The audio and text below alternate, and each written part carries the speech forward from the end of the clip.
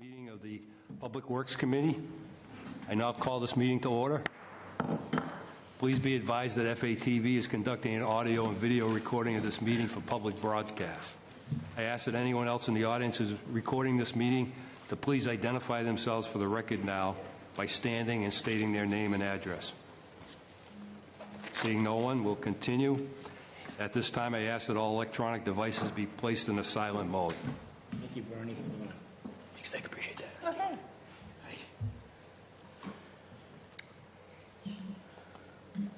I'm Councilor Schultz, and I'll be chairing this meeting. And tonight we have Councilor Cruz to my right, and also Councilor Cragen to my right, and to my left we have Councilor Boschman, and we also have Councilor Fleming remotely. So we'll start the meeting with approval of the minutes from the April 29th, 2025 meeting. Do I have a motion for approval? Motion to approve? Second. Any problems with the minutes? We'll consider it approved by unanimous consent then. Oh, Maurice is Roll call. roll call him. Okay, roll call. Thanks, Dan.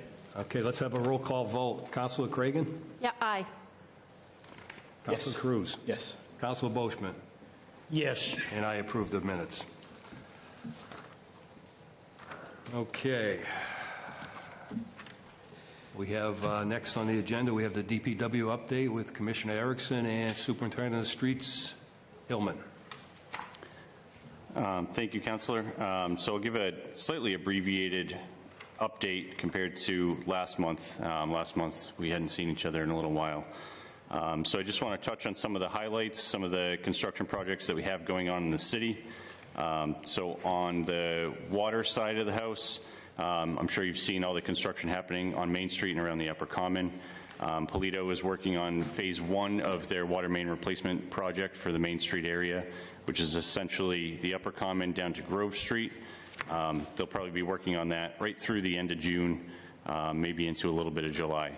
After that, they'll move further east on Main Street, starting at Grove down to, I forget exactly where the end of phase 2 is, but it's roughly like Putnam Street. So that'll be the second phase. They'll start setting up temporary water main for that second phase fairly soon, if not already. So the Water Division's also working on the Meeting House Gatehouse project, and that's a project to rehabilitate the gatehouse at our terminal reservoir to the regional treatment facility in Westminster. That project is underway, and we've removed and replaced there's a rotating screen inside there to filter out debris that comes off of the reservoir. So we've replaced that screen. The new one is in and working, and they're just troubleshooting and working through some punch list items there. So that project's moving right along. Then on the wastewater side, we've got the next combined sewer separation phase that's in construction right now with GVC. GVC is relatively new to the city. We've seen them bid on a lot of projects in the past, but this is the first time we've gotten a chance to work with them. Seems like they're doing very well so far. No complaints so far on the work that they're doing. Right now they're over in the Elm Street area working on some drainage and sewer separation up there. After that, they'll be moving over towards Mechanic Street, I believe. But they'll be confined to that area kind of north and west of the Upper Common between Mechanic Street and roughly Academy Street for the duration of that project. Then they'll move down towards across Boulder Drive, down Wood Place, and to an outfall next to the old GE building. So that's wastewater. On the cemetery side, we just wrapped up Memorial Day. The crews were hard at work getting the cemeteries in tip-top shape for arguably the biggest holiday for the cemetery division. The cemeteries looked great, and we've got a little bit of outstanding paving work within the Memorial Gardens section. So Lazaro will be paving that at some point in the next couple of weeks. Still waiting on a schedule from them. Then moving over to streets and engineering. We've got Lazaro out there working on a few different projects. So they just wrapped up paving on routes 31 and 2A. That was a project being funded through Mass DOT. So they still have some line striping that they need to work on, and some other small punch list items like driveway aprons, but that project is nearly complete. They're also working on Clarendon Street reconstruction. Right now, they're working on setting curb and pouring concrete sidewalk panels. At some point, they'll be finished that and move right into paving of the top coat. But that probably won't be for another couple of weeks, just due to the They're making amount. great progress with the sidewalks. Every week, I go by there every week, and it's just amazing what they get done in 1 week's time. It really Yeah, is. it's exciting to see it all finally taking shape. They're doing a really good job, and we're looking forward to having that wrapped up. They've also milled Electric Ave, adjusted structures, and paved a leveler course. They still need to pave the top coat. It's sat a little bit for a little bit more than the city would like in the phase that it's in. We're trying to get them to come in this week and pave, but we don't have a final date from them yet. So hopefully that gets taken care of in the next week or two. After they finish Electric Ave, they'll likely move over to the Pearl Street area, Pearl and Klondike, but we don't have a final schedule from them yet, so that's just a rough guess at this point. They've also got a little bit of outstanding sidewalk work to wrap up on Franklin Road. They did that grant-funded sidewalk project over by Rheingold. So they've just got some punch list items there to wrap up. And they've also got an ADA crosswalk to install on Depot Street, which is part of that whole project. And that's an ADA crossing at the intersection of Depot and Appleton Circle to allow for the kids to cross over from Rheingold over to the baseball field up off of Appleton Circle. They're working on that baseball field to reopen it, actually. Yep. Yeah. Yep. And I played Little League there when I was a kid, so I'm glad that's the case. And Parks and Rec has been busy getting all of the parks in tip-top shape for the summer. Things started growing, and they won't stop for another couple of months. So they've been out straight getting everything mowed and trimmed. They're also working on trying to get the pool open right now. That's been a big push the past week or so. So we're excited to see that pool open again. The pool's in pretty rough shape, so it takes a little while to patch all the concrete, get everything repainted, get all the features reinstalled. And I'm not sure how many years we're going to get out of the pool just due to the actual concrete failing. So at some point in the near future, we're going to have to look at a replacement there. And I think that's about everything that I've got. Happy to answer any questions. Any questions? Councilor Boschman. Nick, I just want to tell you, Bernie's talked about my ward, Clarendon Street. I just want to tell you, and I always complain about the sidewalks throughout the city. It makes a heck of a big difference when you see a good sidewalk going in. It makes the people feel proud of their neighborhood, and that you can see the people on Clarendon Street, some of them are putting flowers out now and taking pride in ownership. I'm a firm believer in that, but I'm also a firm believer of concrete and that asphalt. You probably already know that. Yeah. You did my project up there on the Wrangell, not my project, but the Wrangell School area, but that was asphalt.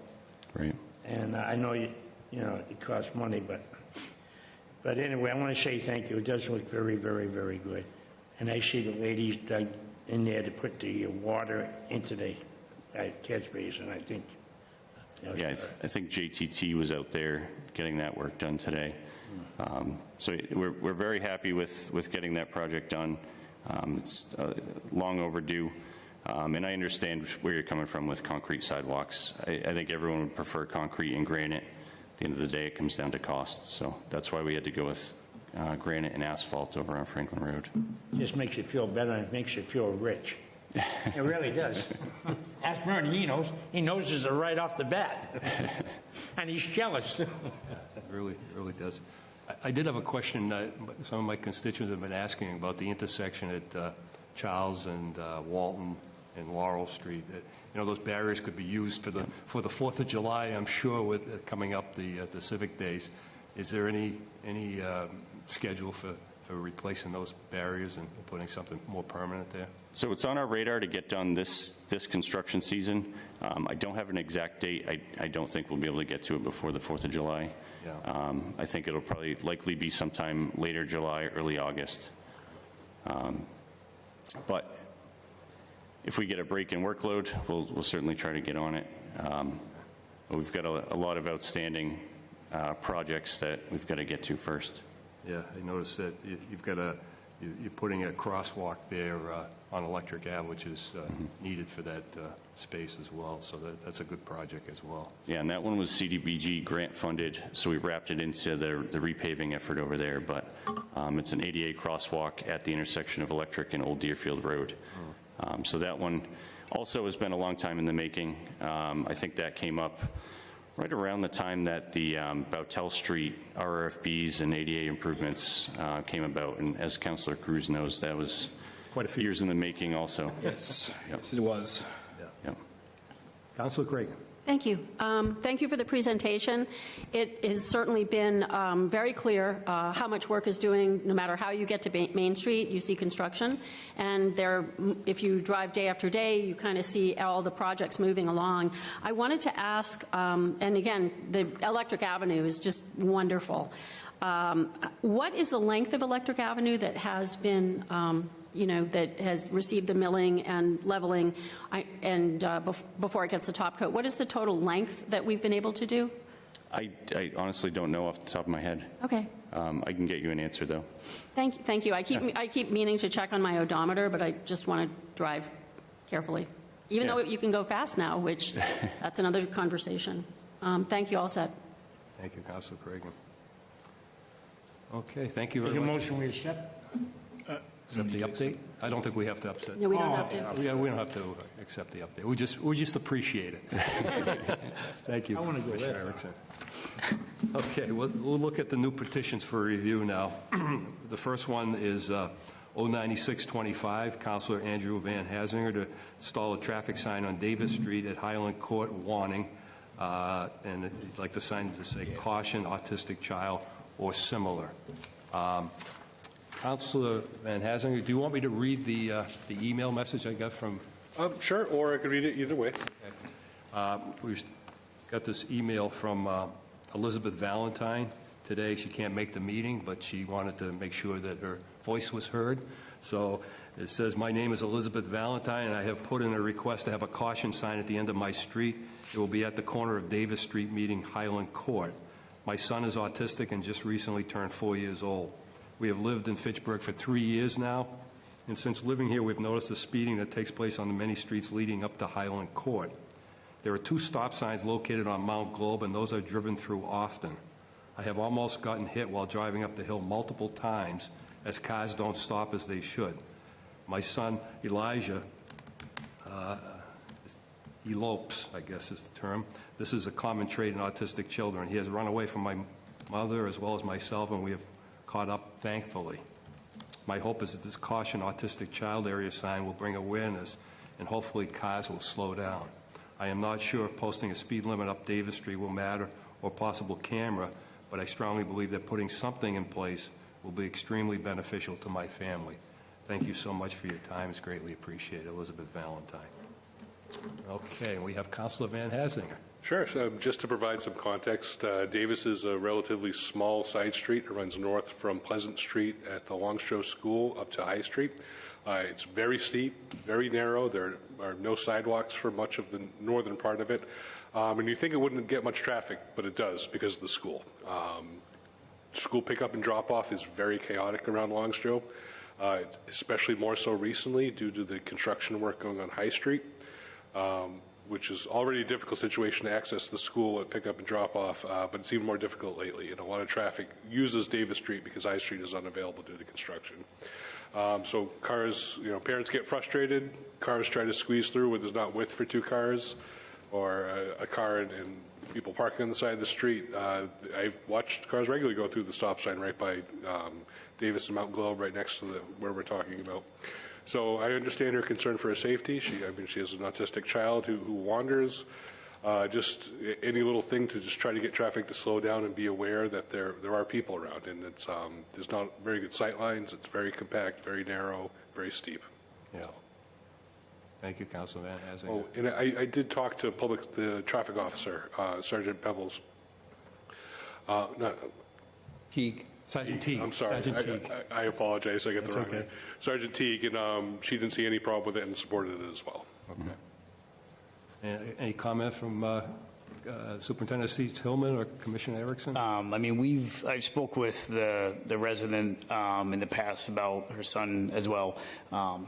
Pending funds, we have no problem installing the sign. All right. Councilor Take a Cruz. motion, we accept.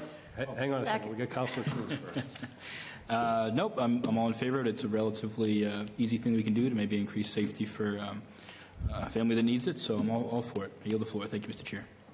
She wants to talk. Councilor Creighton.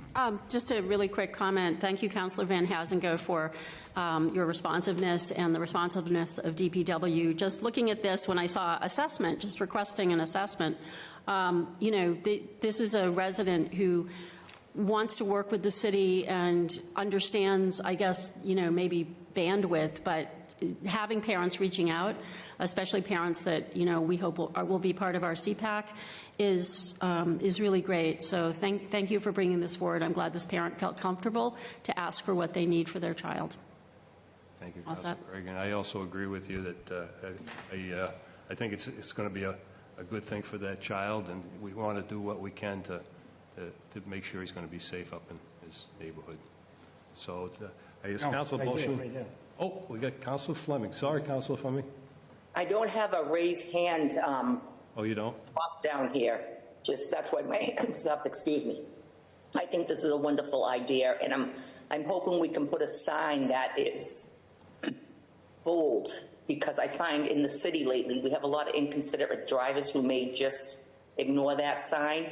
If we can do something that pops a little bit, instead of just something that just sits in between other signs, I think it would be really helpful. I don't know from a safety point of view if that can be done, but I do see signs that we have that are solar run with flashing red lights, so it draws your attention to that sign.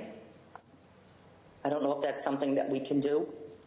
We can look and see what products are out there. The challenge with that is you either have to have a solar panel or some sort of electric supply.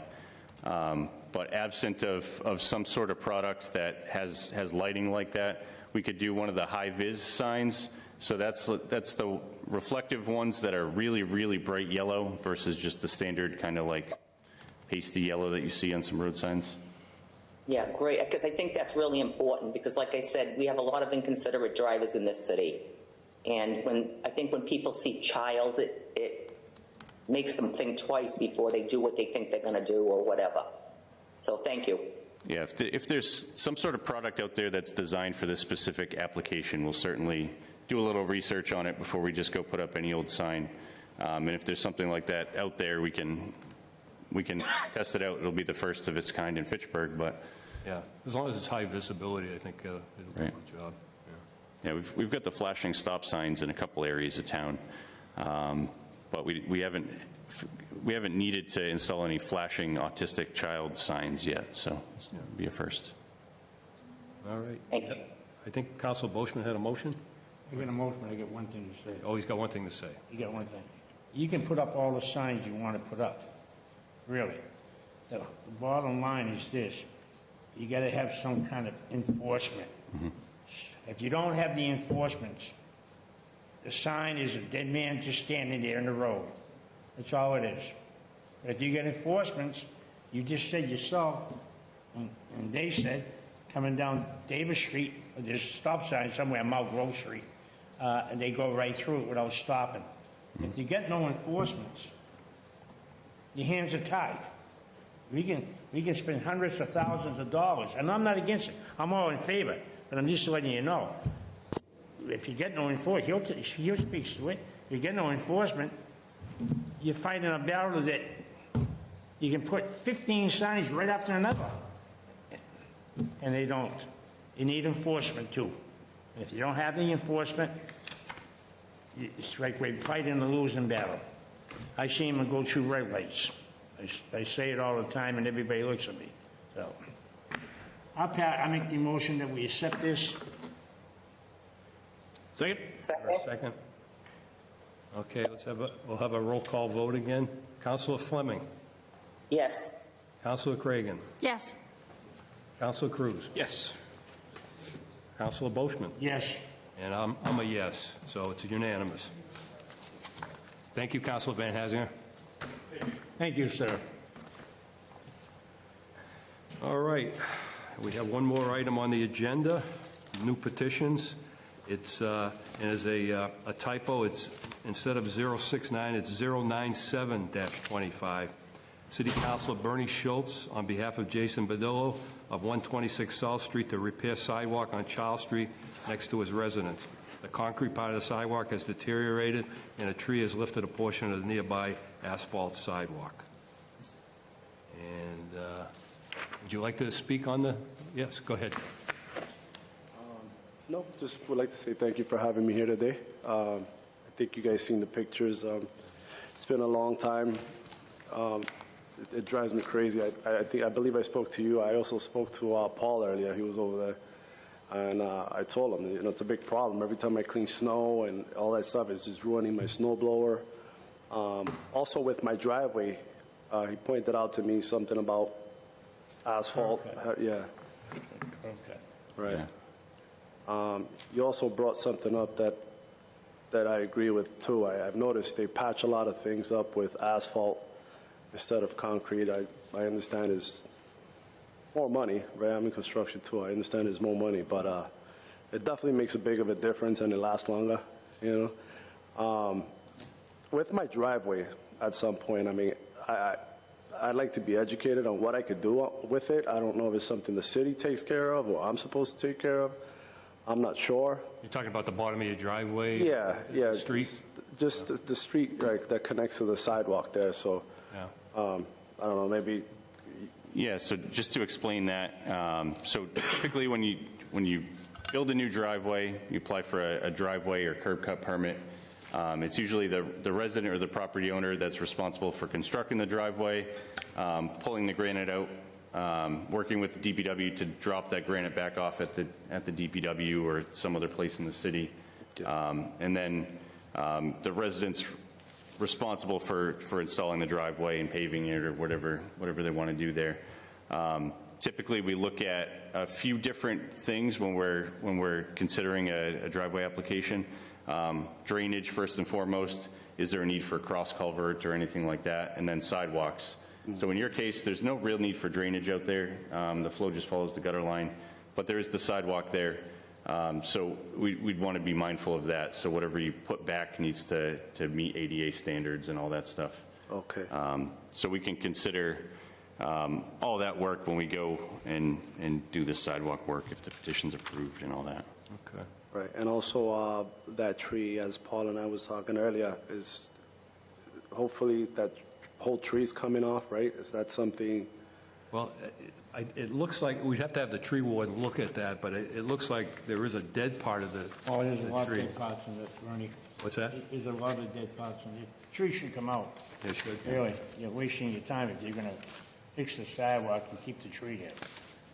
Yeah, so Jeff looked at this, he looked at this issue, and then, less than 100 feet up the road, it's the same situation on the sidewalk. You get a tree growing up, and it's buckled the sidewalk panels and all that. You want to explain what you saw? Yeah, so, well, with respect to, what's the address? 126 South Street, looking at that tree, I think Nick and I were looking at earlier, there is a section of it that is dead. However, in order for us to do the concrete sidewalk, or even do an asphaltic sidewalk, if we were to go that route, we would have to remove the tree and take the stump out so that we can make sure we have ADA clearance through there. So the stump would have to come out. In order to remove the tree, we would have to get the blessing from James Bunnell, the tree warden. With respect to, I guess, one thing Nick and I were unsure of is how far the extent of this petition was. Was it to go to his existing driveway, what he has as a driveway, and or are we continuing down the street? If we continue down the street to extend this to the next property, you're going to run into the same problem there where you have an actual bigger tree with a bigger root ball at the bottom that would have to be cut down and removed out to meet We can ADA certainly amend this as well. petition to include that. I didn't notice that down the street, so, yeah. I guess what was the original petition length for?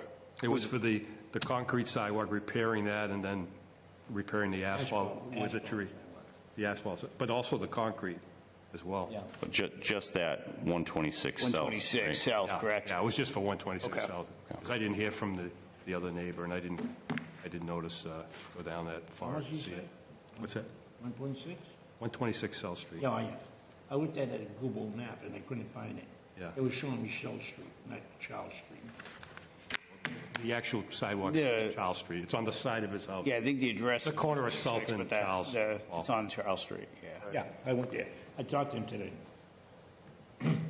So I think our overall recommendation would be to move forward with approving the petition, just pending the approval of the tree warden to take down that tree. Like Councilor Boschman said, it does appear that it's dead and dying. I don't think he's going to have an issue with it. But we got to get his formal approval in order to make it happen. And then if you'd like to consider adding in that section of sidewalk a little further up Charles Street where there's that other tree, again, same situation, pending approval of the tree warden. We could remove that tree, pull out the stump, and then fix that sidewalk panel over there too. Okay. Do I have a motion for an No, I amendment? got a question. Oh, you have a question? I already told the young man, I'll say okay on fixing the sidewalk, but I'm not fixing the sidewalk until he puts curb cutting.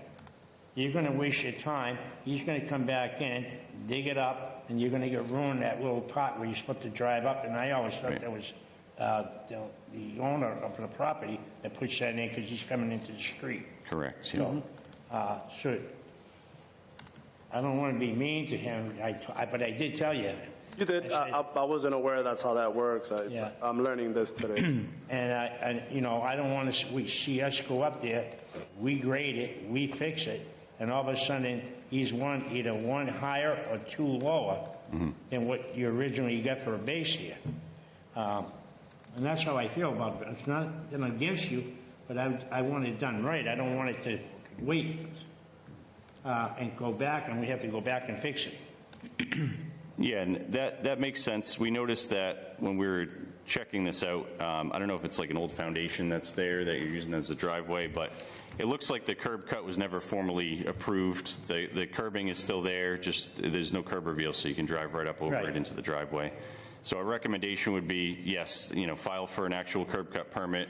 Either you can either do the work yourself or hire a contractor, but essentially you got to pull the granite out and pour concrete for your apron so that it matches up with the city sidewalk on either side.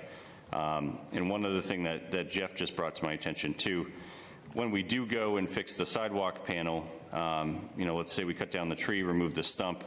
If you look at the image provided with the petition, there's a retaining wall along the back of the sidewalk there. Yep. When we're pulling out old sidewalk panels, that could become an issue.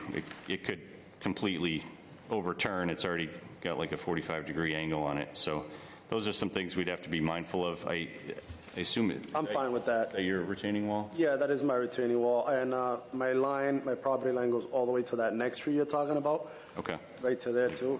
way up here. Right. So I'm aware of that. If that falls down, I mean, it's already crumbling because of all the roots eating through it anyways. Well, I guess if it falls down, the other thing would be, it'd give my crews trouble trying to form up the retaining, or form up the pad for the concrete. They'd have to do some kind of shoring with the piece that falls over and or back it up with the embankment that's above it. Okay. Maybe just grade it back. Yeah. Yeah. And again, I'm fine with that. And I'll give you my number when you guys are ready. Maybe we can talk about the rest of the driveway. I bought the house like that. That's how it was, when I bought it 5 years ago. So Yeah, we do run into that a lot in the city. It's an old city. A lot of these homes went in and people just parked wherever, and then over the years we've developed a formalized process for approving a new driveway and all that. So it's no big deal. I just have you come down to the engineering office. We can talk with the engineers and kind of work out a plan, basically. sounds good. Unfortunately, it was snowing when I bought the house, so everything was covered. I didn't get to see it. There's always something to do Oh. when you buy a house, Yeah. a used house. Yeah. And just workload-wise, this is something we probably could do this year, but we would need our tree contractor to get in there, take out the tree, then we need to dig out the stump and do the sidewalk repairs. So it probably wouldn't happen till towards the end of the summer, like in August, September timeframe. But that's pending. We can get the tree contractor out there in a timely fashion and all that. So just want to make everyone aware of what tentative schedule we'd be looking at. Is it pending too for him to do the work to his driveway so that we have a ramp going up? If the resident wanted to take care of that ahead of time, that would be ideal. And that would give a couple months buffer to give him time to do that ahead of the sidewalk work. Yeah, we probably should include that in the petition, Commissioner Erickson. Yeah. Yeah. Do I hear an amendment for, But before I make the amendment, I just want to make it very clear. I'm not trying to, I don't want to speak English, trying to screw you or stick you to you. You have an actual gripe. Right. I'm also trying to help you, and I'm also trying to help the city. Yeah. Now, because if they don't do it right, I'm a guy that gets kind of crabby, and then I'm calling him up every 15 minutes and Jeff, and say, you did a lousy job. Right. And so that's the only way. I feel that way. Now, is there any, I mean, once they cut to that line and they fix from that line back, you think it'll be possible for that to continue damaging the new sidewalk? Once you grade your pavement on there? Not sure what you mean. From where my driveway is, because he's saying I have to put, basically asphalt, like rip all that out and put new asphalt and all that stuff. If you guys were to do it before I do any of that stuff, let's say I didn't do it, that can cause whatever you guys do to continue cracking? That's what is that? Well, we would end up basically putting a joint on either side that then you would have to meet up to. To that joint, right? Yeah. That's It my would question. leave you would end up like a lip or an offset that if you drove over or walked on wrong, Right. trip, crack it. All right, I'm aware of that lip. That's what I wanted to know. I understand there'll be that little bump there, but, depending on the cost, of course, it's, I mean, if you were going to do like a concrete apron, then you would probably want, you could use it as like a seam joint. Yeah. If you're going to do asphaltic, you would just pull the foam board and butt right to it, and you wouldn't even see the seam. right. It would just be the transition between the two Right. materials. The right way, I think, would be to use asphalt anyways. Cheaper for me, and like you showed me that other driveway, that's kind of what I would want anyways, right? So, Yeah, you could do an asphalt apron. I mean, the bigger part is taking out the curbstones that are in front of where your driveway is to give that nice transition into the driveway. Right. And then between the curbstones that are ripped out and the front edge of your property line where your driveway starts, you could do asphalt, you could do concrete. Like Councilor Boschman said, concrete, makes you feel like $1 million, but asphalt would probably give you an easier time to work with. I'm totally good with the asphalt on that there. I mean, it's probably easier on my tires too as well. Right. Now, when you guys go rip all of that, does the cost of ripping off the sidewalk on that driveway have to come out of me, or do they rip it off? Can they rip it off and then I take care of the asphalt after? It would be on you to pull the curbstones and then replace the asphalt between the street and your driveway. Okay. When we're talking about the sidewalk repair, it would be on us to cut down the tree, remove the stump, and fix the sidewalk panel right in there. That wouldn't be on you at all. That would be all us, all the city. And all of this right here too, right? Yeah, we would Yeah. come back to. Back to I South think there's an Street. existing curb line sidewalk that we poured a couple of years ago, Yes, so yeah. we would butt up to that. Okay. And there's actually a section across South Street of sidewalk that's just asphalt grindings right now. Yeah. So we'd probably just wrap it all into one project since we're all out there. Yeah. Get that done at the same time. Okay. okay, Councilor Boschman, did you want to offer an amendment now? You said you wanted to offer an amendment? No, I just want to make it clear. You can make the amendment. If you want to make it, I'll vote for it. Commissioner, did you want to weigh in with how we should amend this to make sure it, I would suggest right. amending it to include both trees that are on Charles Street adjacent to 126 South Street and the neighboring property on Charles, and the corresponding sidewalk repairs. But we just have to add in some language that says pending tree warden approval. Okay. I know one of those trees is dead and dying, the one that's currently in the petition. Based on the photos, it looks like the other tree is somewhat healthy, so we'll have to do a little bit more of a thorough look at that one just to make sure it does warrant removal. And it's a big tree. It's a big tree. If it is healthy, we might have to go through a separate process to get that taken care of. Okay. But when we touch a sidewalk, we're supposed to follow ADA when we put the sidewalk back. And if you can't get ADA clearance within the area that we're working, we would have to take the tree. We just want to make sure we follow the right process. Get one question. Okay. For Commissioner Erickson? Yeah, Commissioner, if you look in front of the picture that I have here in front of his driveway, you have a no parking sign all the time on that right side. Yeah, I So see. actually, may I ask the question, why do we need a sidewalk there if you got no parking all the way down? I mean, it says no parking all the time. I think it's from there to the corner. Huh? That no parking sign is actually Yeah. it's for the existing regs that you can't park from there And to on the the line. corner. I think it's within 20 feet of a corner. Oh, it doesn't have that there. Yeah, I believe that's the thought process behind that sign. Either way, I think the sidewalk goes back to the days when you had more pedestrians, more walkers, plus you've got the school right there. At some point in the past, the city decided to put a sidewalk there.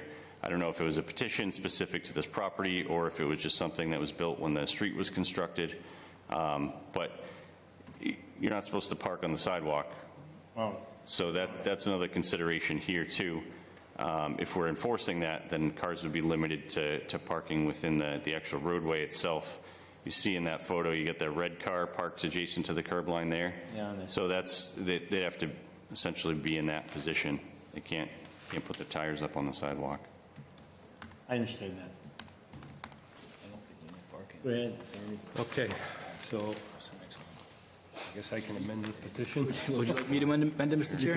If you'd like, Council. I'll amend, as Commissioner Erickson discussed, pending the approval of the tree warden regarding the two trees on South. Yeah, both trees on Charles Street adjacent to 120 Charles South Street, Street, south. pending tree warden. Second? I do have a question for Commissioner Erickson, if that's Go ahead, Council Cruz. Commissioner Erickson, so I've had some requests in for a little while now for sidewalk improvements around Eleanor and Tibbetts Circle and then off of Summer Street. And you said that this could probably get done this summer. Does that mean my requests are getting pushed to next summer, or are we going to do those this summer as well?